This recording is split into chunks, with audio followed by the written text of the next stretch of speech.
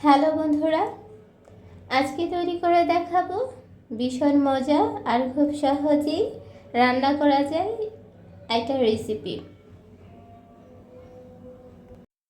যা আমাদের ছোট বড়র অনেকেরই পছন্দের। তো খুব সহজ নিয়মে দেখাবো। তো কথা না বাড়িয়ে দেখিয়ে নিই কীভাবে রান্না করতে হবে এই ভীষণ মজার তেহারি। প্রথমে আমি 1 কাপ সরিষার তেল নিয়ে নিয়েছি। তেহারিটা রান্নার বিশেষত্বই হলো সরিষার তেল।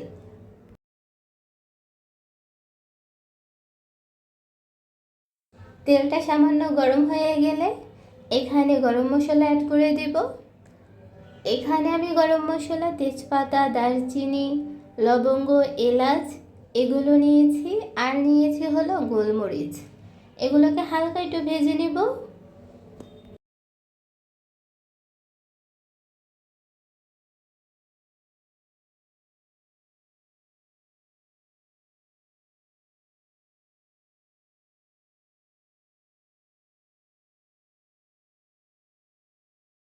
যখন এর থেকে একটা সুন্দর স্মেল আসবে, এ পর্যায়ে এসে পেঁয়াজ কুচি দিয়ে দিব 1.5 কাপ।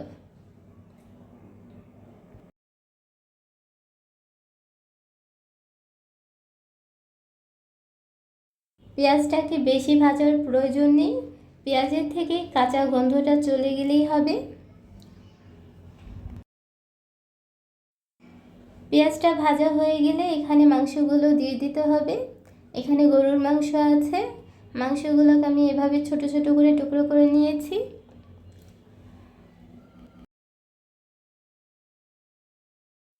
তারপর দিয়ে দিতে হবে 1 চামচ শুকনো মরিচের গুঁড়ো, 1 চামচ ধনিয়ার গুঁড়ো, হাফ চামচের থেকে বেশি কিছুটা জিরের গুঁড়ো।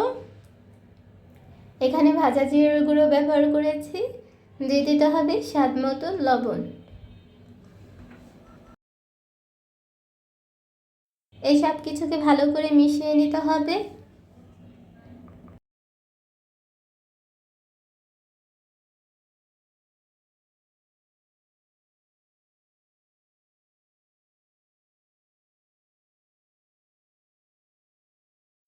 এই পর্যায়ে এসে হাফ কাপ টক দই দিয়ে দিতে হবে।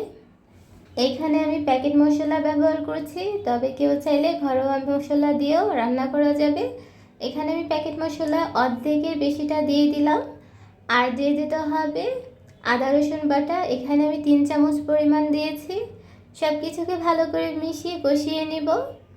আর ঝালের জন্য কয়েকটা কাঁচামরিচ মাঝখান থেকে ফাটিয়ে দিয়ে দিলাম।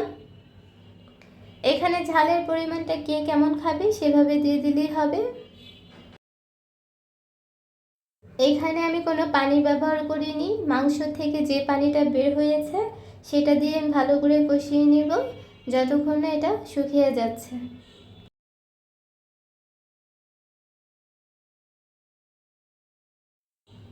মাংসটা কষানোর সময় কিছুক্ষণ পর পরই নাড়াচাড়া করে নিতে হবে, যাতে নিচ থেকে লেগে না যায়।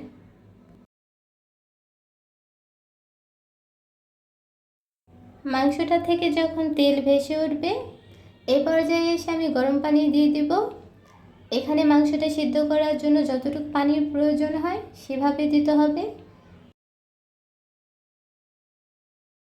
পানিটা যখন অনেকটা শুকিয়ে আসবে, এ পর্যায়ে এসে বাকি মশলাগুলো এখানে আমি দিয়ে দিব।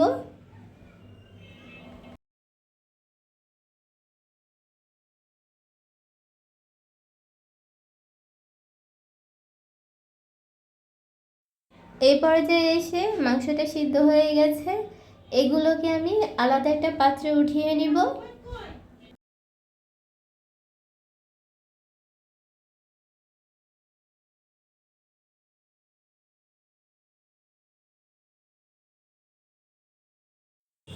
এইখানে মাংসটা উঠিয়ে নেওয়ার পর অনেকটা তেল আছে, তার সাথে মশলাও আছে।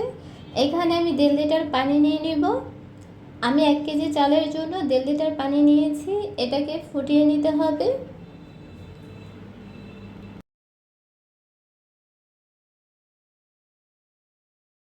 তারপর দিয়ে দিতে হবে কাঁচামরিচ, 20-25টার মতো কিশমিশ। আর দিতে হবে স্বাদ মতন লবণ। পানিটা যখন ফুটে আসবে এখানে আমি চালগুলো দিয়ে দিব। চালটাকে আমি আগে থেকে ধুয়ে নিয়ে আধা ঘন্টা ভিজিয়ে রেখেছিলাম।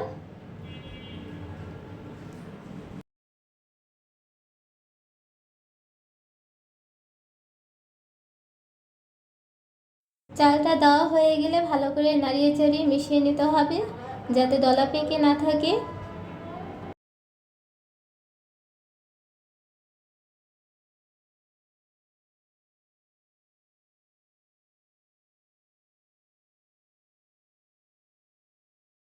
চালটা যখন 80% সিদ্ধ হয়ে যাবে, পানিটাও অনেকটা শুকিয়ে যাবে, কিছুটা ভেজা ভেজা অবস্থা থাকাতেই আমি মাংসগুলো দিয়ে দিব। এখানে পানি থাকা অবস্থায় মাংসটা দিতে হবে যাতে এই মাংসের মশলাটা ফ্লেভারটা পুরোপুরি চালে ঢুকে যায়। আর তেহেরিটা এভাবে রান্না করলেই খুবই টেস্টি হয়। এই পর্যায়ে এসে আমি 1 চামচ কেওড়া জল দিয়ে দিব আর মাংসটাকে ভালো করে চালের সাথে মিশিয়ে নিতে হবে। দমে রেখে দিব 10 মিনিটের জন্য।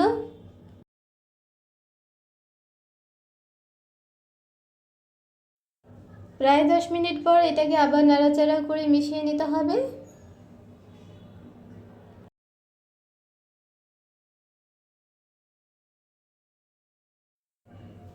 এটাকে ভালো করে মিশিয়ে নিয়ে এটাকে আবারও দমে রেখে দেব 20 মিনিটের জন্য। 20 মিনিট পর আমার তেহারিটা পুরোপুরি রান্না হয়ে গেছে। এটাকে এখন চুলা থেকে নামিয়ে নিব।